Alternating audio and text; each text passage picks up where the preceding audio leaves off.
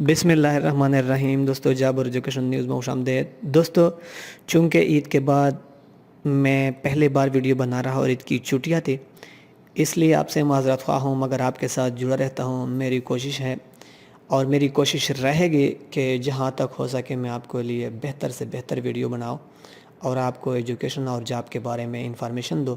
تو دوستو چونکہ ڈیٹا کوریکشن اسسٹنٹ لائن مین کی ڈیٹا کوریکشن ہونے والی ہے اور کل اس کا لاسٹ ڈیٹ ہے، تو میں اس کا طریقہ بھی بتا رہا ہوں، اور اگر آپ میں سے کسی کو پرابلم پیش آئے ہو تو مجھے واٹس ایپ کرے یا اسی ویڈیو کے ڈسکرپشن میں کمنٹس ڈالے، تو انشاءاللہ میں آپ کو وہی سلو کر کے دکھاؤں گا۔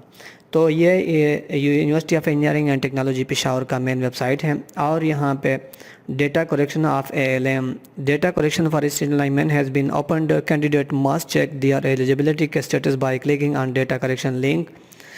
Those who have been marked ineligible can submit query form online if they have any question regarding eligibility. Last date 8 مئی 2022۔ تو دوستو یہ کہتا ہے کہ چونکہ اسسٹنٹ لائن مین کے کوئری فارم اوپن ہے، اور آپ میں سے جو اس کے لیے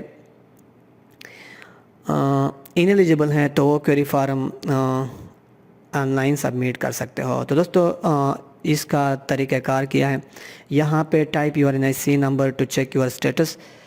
اپنا NIC نمبر یہاں پہ ڈال دیجئے،